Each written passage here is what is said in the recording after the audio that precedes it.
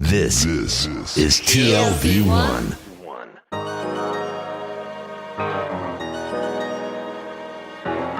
The Tel Aviv Review. Hello and welcome to the Tel Aviv Review. I'm your host, Gilad Halpern. Every week we bring you conversations with authors about the books and research and other things that we like. And if you like us, please consider becoming a Patreon supporter by going to a homepage, that's tlv1.fm/Tel Aviv Review. Scroll down to the bottom and click the big red button that says Patreon. Click and support us. Some of you have been doing this for months and years, and we cannot thank you enough. This episode is part of a series in partnership with the Israel office of the Konrad Adenauer Foundation that we like to call Israel Behind the Headlines, delving deep into and unpacking issues underlying our lives here in Israel. My guest today is a historian of Israel and the Holocaust, teaching at Tel Hai and the Western Galilee colleges. His book that came out only in Hebrew for now, called Why Did We Remember to Forget?, is a study of the Demjanjuk affair of the 1980s and 1990s, the trial and eventual acquittal of Ukrainian-American John Demjanjuk, who was suspected of being a notorious concentration camp guard. Dr. Tamir Hod, hello and welcome to the show. Hello, good evening. Good to be here. So in your book, you refer to the Demjanjuk affair as opposed to the Demjanjuk trial. You were looking at the shockwaves that it sent across Israel at the time. Can you tell us what was exactly the object of your inquiry? Okay, so actually maybe we will start of how did I got to this research, because it's very important to begin with that. I was about to begin my PhD study. And usually you got a topic and then you're looking for a supervisor. Actually, I had a supervisor. Her name is Professor Hannah Blonka. She's a well-known historian here in Israel. And a past guest on this podcast. Oh, good. Yeah. Say hi from me. We are very good friends. And we were looking for, I had a different kind of option. Actually, it's amazing, but Demjanjuk wasn't one of them. But I have a really good friend. She was also working on her PhD. Actually, she was like 1 year after she began. But she called me one morning and she said, well, I know, Tamir, that you are looking for a topic for our research. I know you have few options. Of course, all of them related to the Israel society and the Holocaust. And then she asked me, do you remember the Demjanjuk affair? And I must say, Gilad, that I was embarrassed because I did remember it, but like barely. I was in high school at the end of the 80s, and I remember the television, half an hour show every day. And I'm using the word show, and I will explain later why. So I said, yes, I hardly remember it. And then she said something amazing. She didn't say, go and read about the affair. She said, go and check why do you hardly remember the affair, okay? But the next sentence was to say, okay, this is your destiny, Tamir.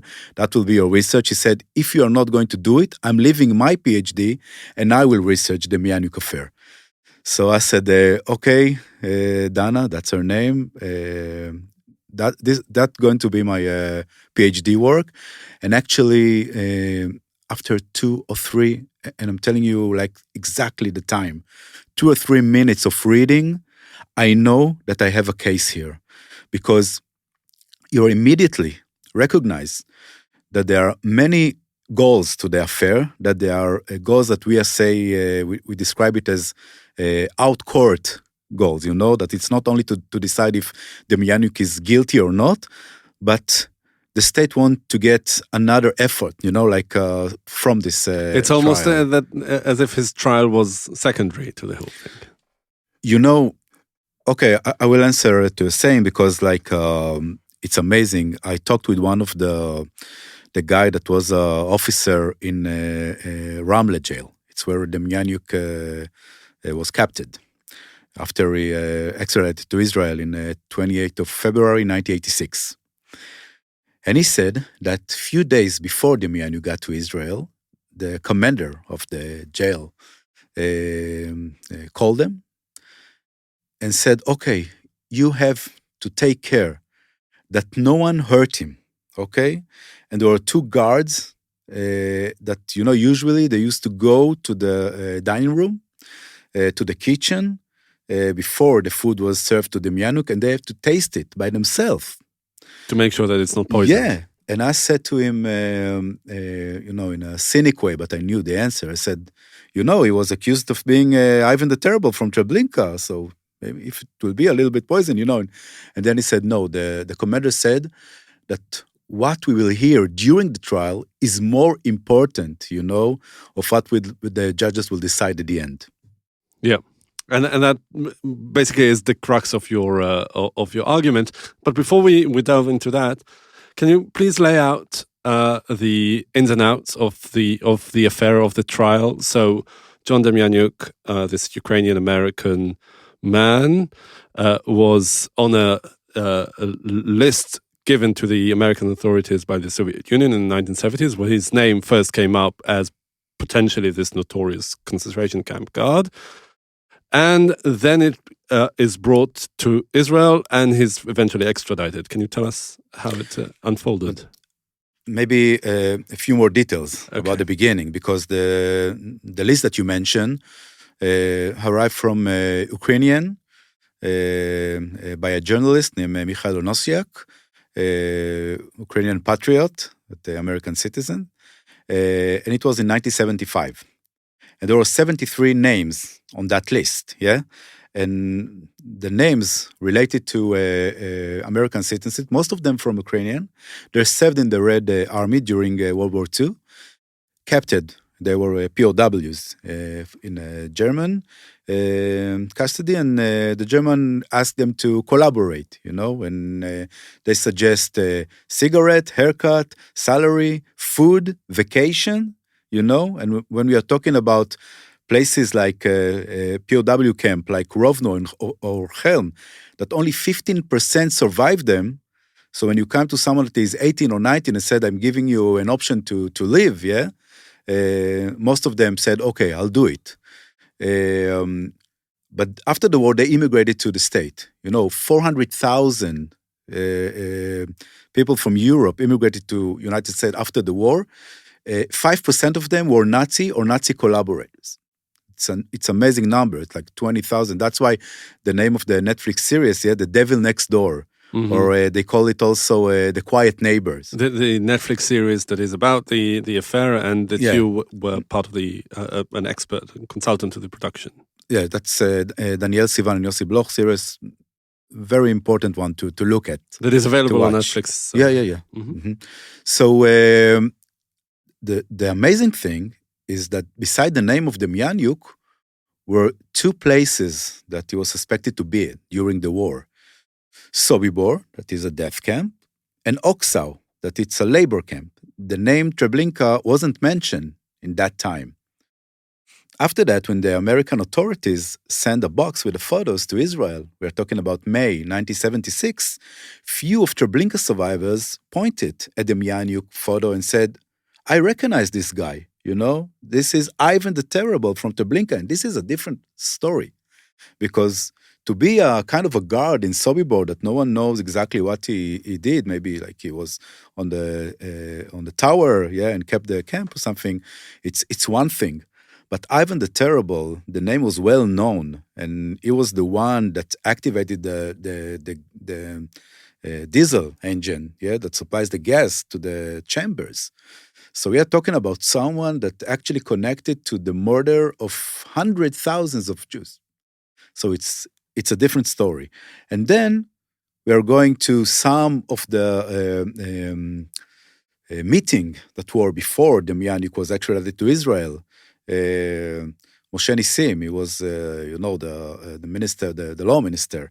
Justice minister. Justice minister. And he said, okay, we are not going to bring to Israel like someone that we don't know exactly what he have done after we had in Israel the Eichmann trial, We will bring someone that we can tell the whole story during the trial. And that's give a clue of what was going on during this affair.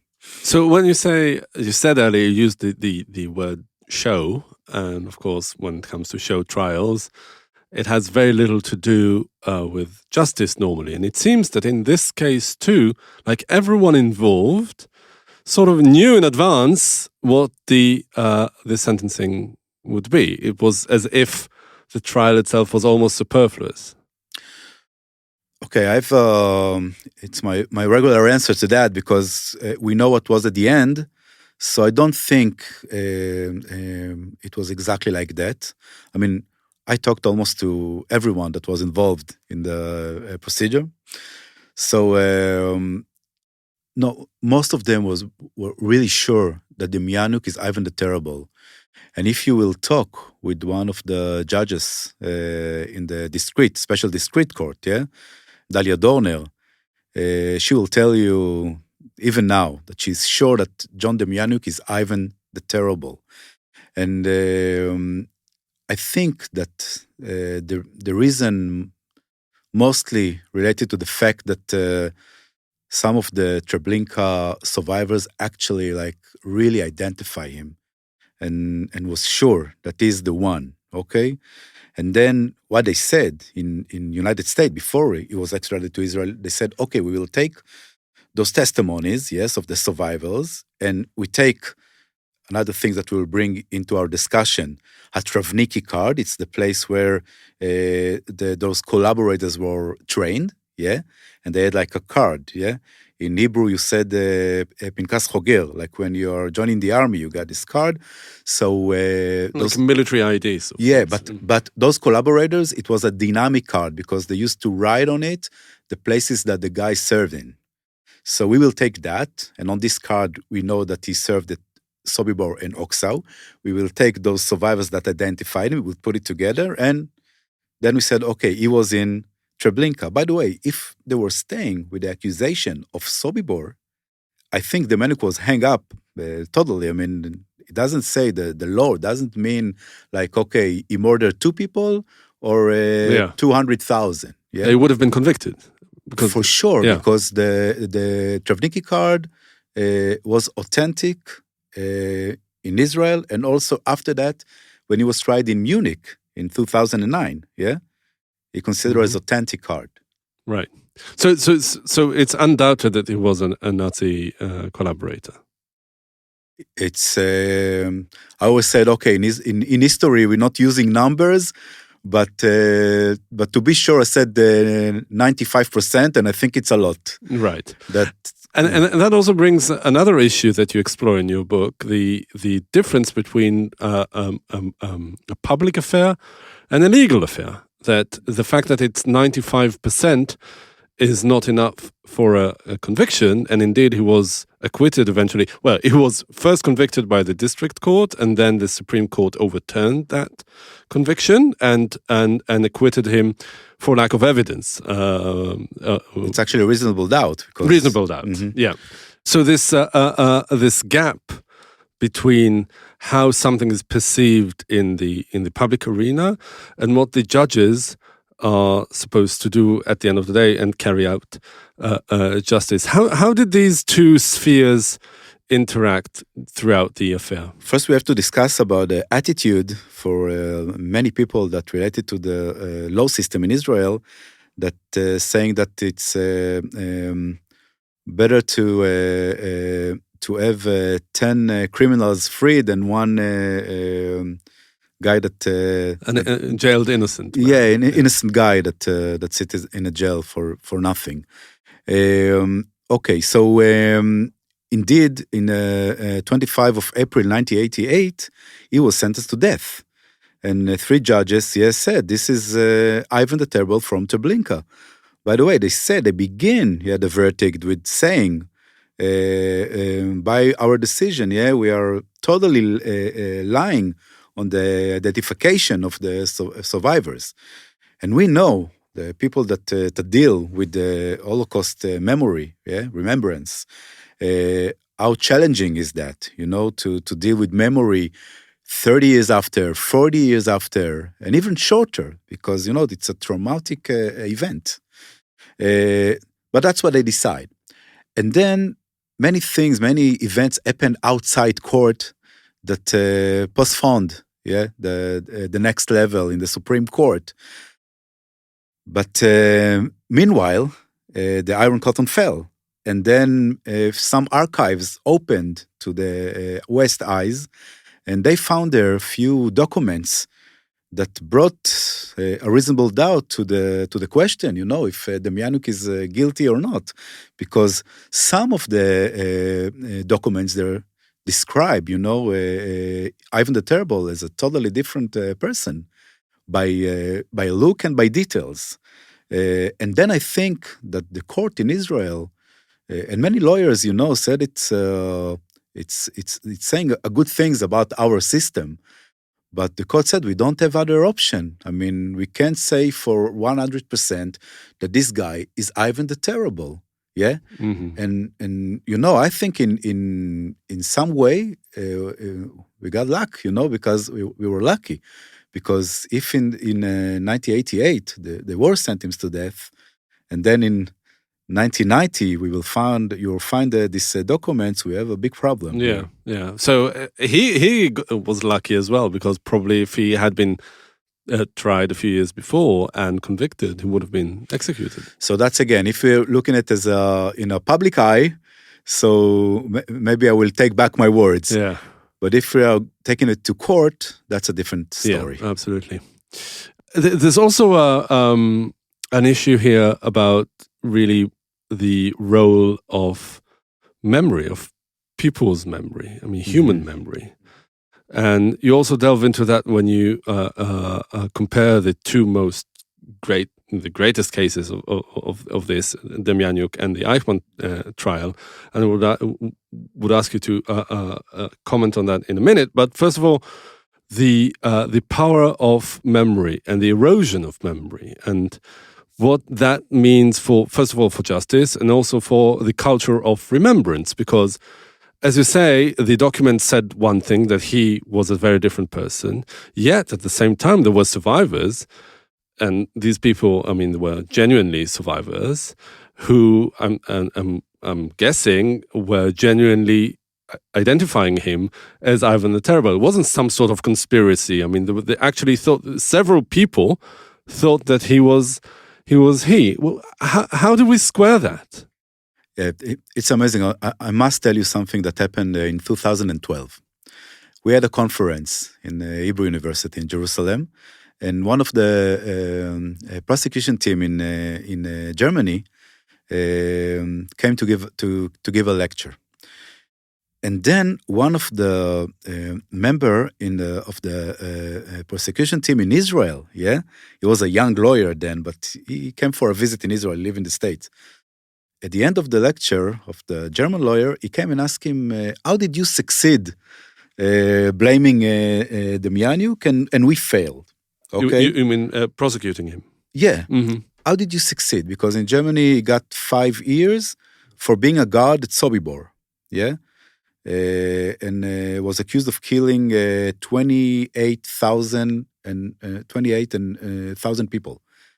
And then eventually died while waiting for... Yeah, if you calculate that, it's like 1 hour and a half for each person. It was better not to do it, Right.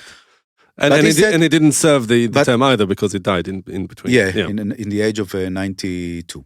So Professor Cornelius, the German guy, he said to the Israeli one, we had the document, you had the survivors. Think how amazing is that to hear something, like this, because we always respect those survivors no matter what.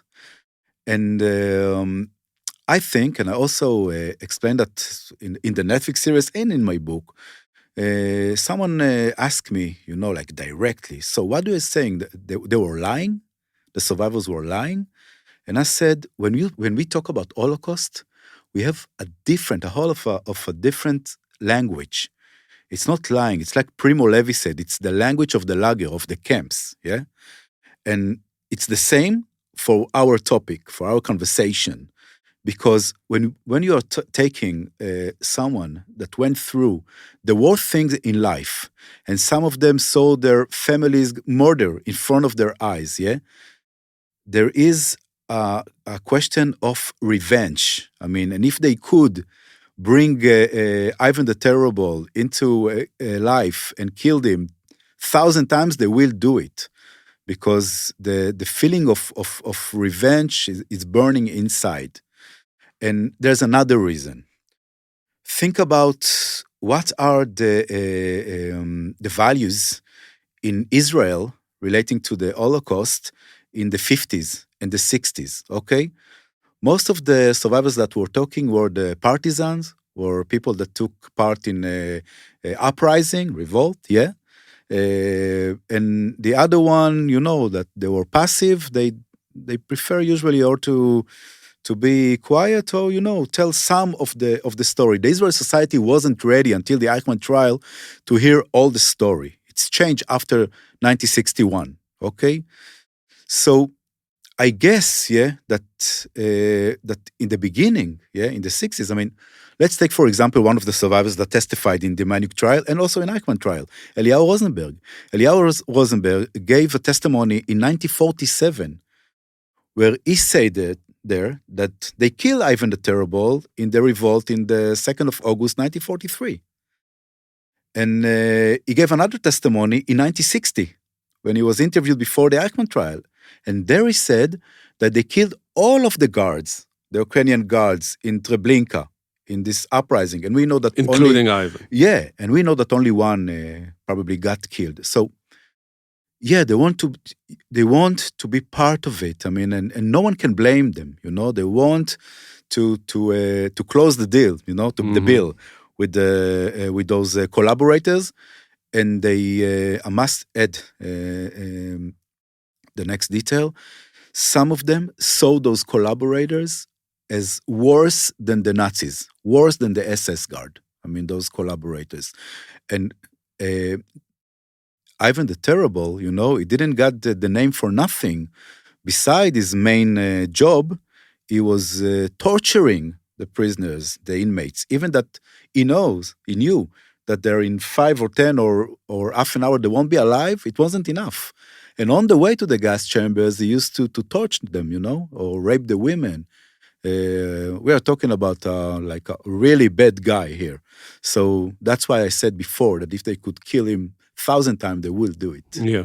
But also, much of that, and we're talking about the way it was treated in the media and by the authorities here in Israel, there was a very significant dimension of, you know, educating about the past and, you know, creating a certain narrative about the Holocaust in Israel in the same way that had been in the Eichmann trial 25 years before. And it was also criticized, both were criticized for the same reason. Yet, as you show in the book, the fact that they were 25 years apart means a lot, because not just the culture of remembrance of the Holocaust evolved in Israel between the early 1960s and the late 1980s, but also what Israel was in general. It just was a very different country. Totally, because in the 80s we know much more about the Holocaust, and also we should relate to the context, because you said that you will talk with Professor Jablonka.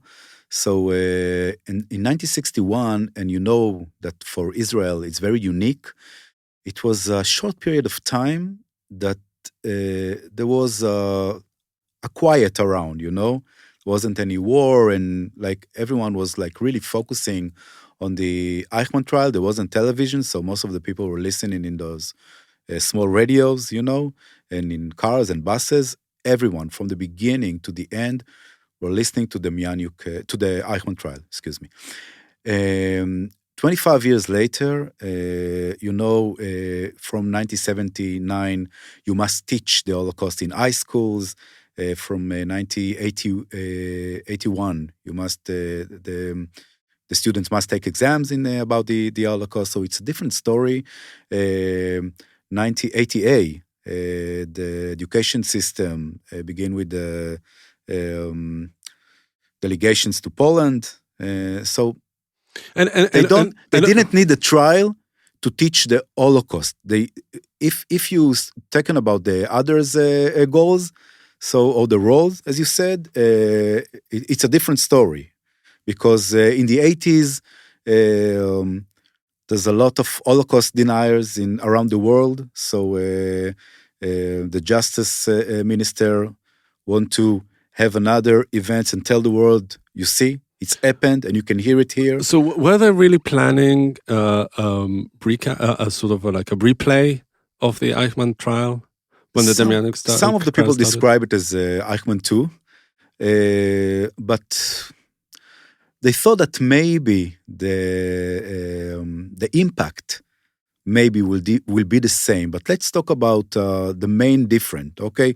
Beside the role they played during the Holocaust, yeah. Eichmann never said, I didn't do it. He gave different reasons for defending himself. I was only filling orders and everything. Demjanjuk and his team, defense team, they said everything that you're going to say during the trial is correct. Beside one thing, I'm not the guy, okay? And that's why they also said, leave the history outside the court. We don't need another history lesson, as we could hear in Eichmann trial. No, okay? We agree with everything.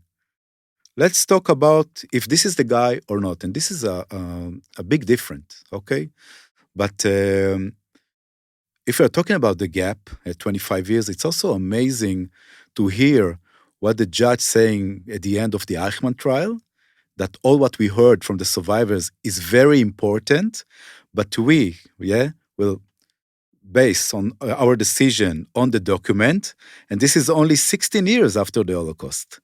And in 1988, the judge said, no, we will lean our decision on the testimonies. And even if we go objective, 25 years, that's many years, to remember or to forget. Yeah. So would you say that the fact that they went for the jackpot, that is to accuse him of being Ivan the Terrible, and failed, instead of just doing what the Germans did many years later, was that just a bad gamble? They should have indicted him for being the god in Sobibor and convicted him for it? I think that, our audience should read the book, because I talk a lot about it, that all the way from 1975 till the trial, until the decision of court, of the discrete court, there are many red lights. One of the lawyers, the Israeli lawyers that I talked with, we had a conversation of 9 hours. And after 5 or 6 hours... One of the prosecutors. The prosecutors. And after 5 hours, I think he was already tired from our conversation. Then he said that they had a meeting few months before Demjanjuk extradited to Israel, but the decision already took. And he said that some of the members of the prosecution team said that if it was like a regular criminal trial, they wouldn't do it. Because there are many red lights along the way. You mean loopholes in the indictment? Red lights that said, okay, let's check it deeper. Let's even if we need longer time. That the evidence wasn't decisive. What does that mean exactly? Yes, because we can't lean our decision on something that we are talking about, something that happened 40 years earlier. And even if we need more time or more efforts, or more connection around the world to bring the right documents, that it will be sure. That's amazing.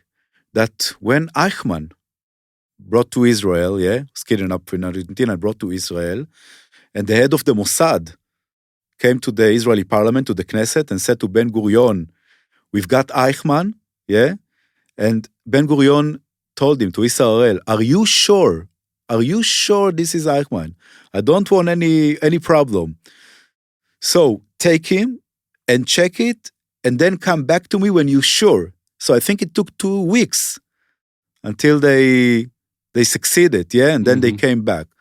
So, and I said again, it was only 16 years after the Holocaust. So, I think maybe it should be tested better or deeper. So basically what you're saying is that they too, the legal team, the prosecution, was also affected by everything that was going on around them. The fact that, there was this thirst to find Ivan the Terrible, that was this, sort of all sorts of like story to tell beyond the mere legal fact.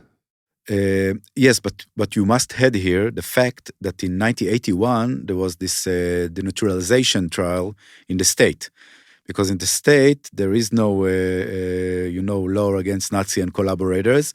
So what came up was the immigration department, and they said, okay. That he lied in his application, and therefore exactly is those deported. collaborators should fill an application. What do you think they will write? I was collaborators with the Nazi. No, he said I was a mechanic. Actually, Demjanjuk also worked as a mechanic after that in a Ford company. So they could only, strip him from his citizenship. So in this trial, it's amazing, but because if you want to prove that he lied, you have also to tell what he was doing during the Holocaust. So you have 40 pages, of the court decision.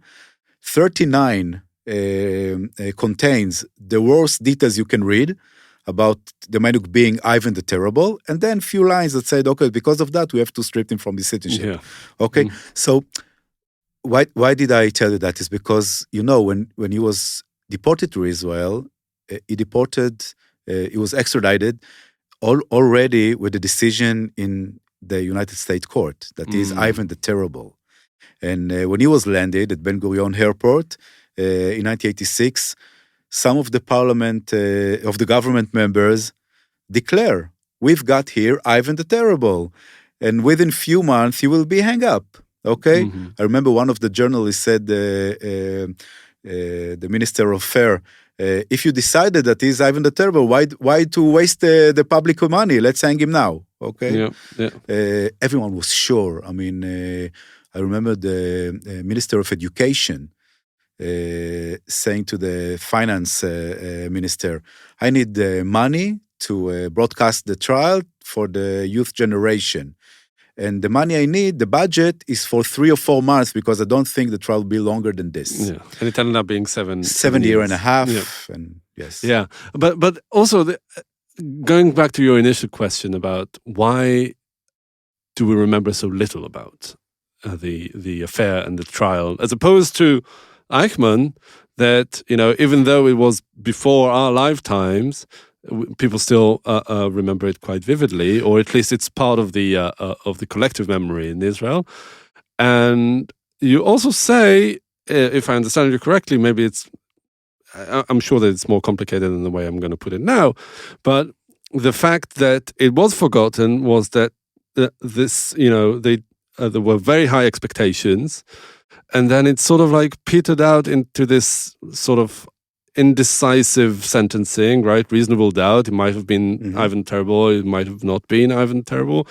And, in order to create, an episode of collective memory that is galvanizing, that is mobilizing, it really needs to be clear cut. And the fact that it, eventually, the legal aspects of it, right? The nitty-gritty took over the public aspects of it, and therefore left it in shreds. I think it's amazing. I mean, you said it's hardly remembered, but I said it was totally forget. I mean, I think that people would know who Demjanjuk was. There's a big difference between the way a person that maybe even someone that watched the trial, remember it, and the authorities. Because if you go, for instance, to the education system, and I was a teacher for many years, no one talked about it in high schools, And we did teach about Eichmann, of course, even about the Kastner affair, that it's a very sensitive story and can be that took place problematic. even before the Eichmann in the 1950s. Yes. And there's a big argument in the Israeli society about him and the role that he played during the Holocaust. So he was a Jewish community leader in Hungary who apparently or supposedly collaborated with the Nazis and, collaborated maybe is too strong a word, but made a deal with the Nazis. Yeah, with Eichmann, actually. With Eichmann, yeah. And then it was revealed a few years later in Israel, and there was this whole trial. Let's talk about time. So Eichmann, from the beginning to end, 2 years. The Demjanjuk affair, 7 years and a half, okay, and much more closer to our time, okay. One thing before we will explain it deeper. So, the first time can happen only once. That's the first thing I always said. Okay, Eichmann trial was the first event that the Israeli society really face the story of the Holocaust. More than 100 survivors that gave like a wide story of what happened in different areas during the Holocaust. As a novelist and writer Chaim Guri said, the Holocaust happening now, when he was describing the Eichmann trial. And also Eichmann was a big fish. It was probably the most senior Nazi alive at the time. Yeah, and we were talking about the Kastner affair. So during the trial of Kastner, actually, the one that he was prosecution that said he was collaborating, the name Eichmann, of course, was mentioned many times.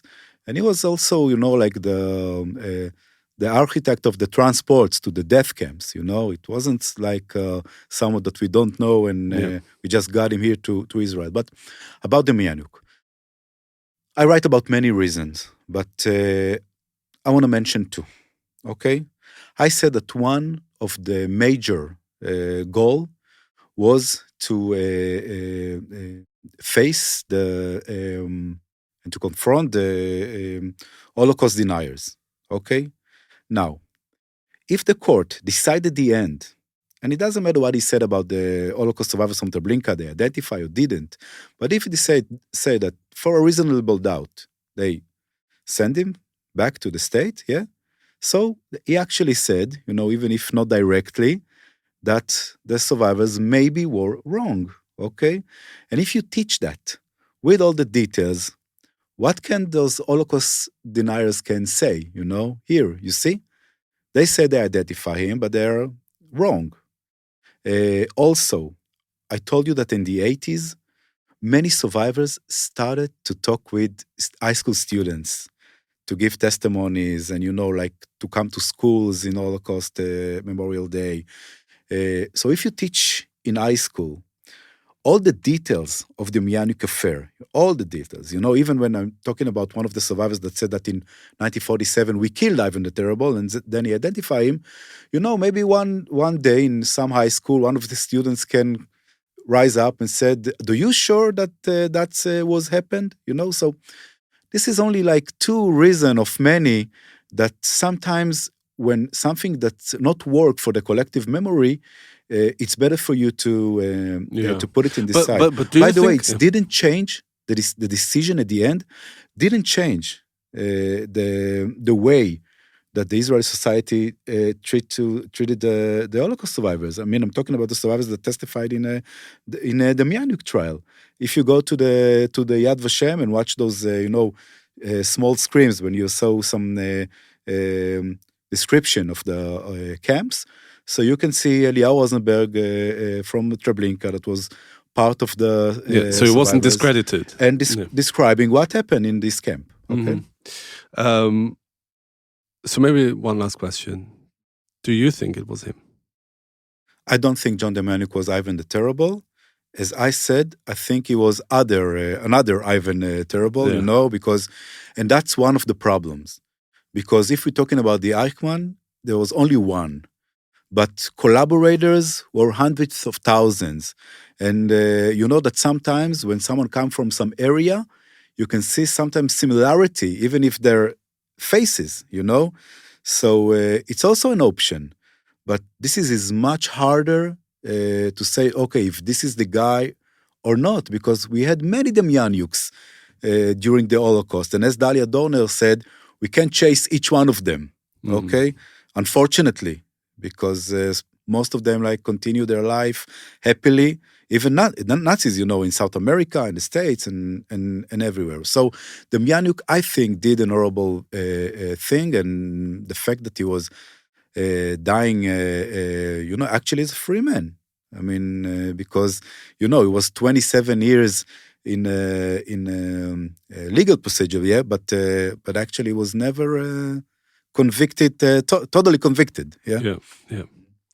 All right, Dr. Tamir Hod, historian of Israel and the Holocaust and the author of Why Did We Remember to Forget, a book about the Demjanjuk affair in the 1980s and 1990s.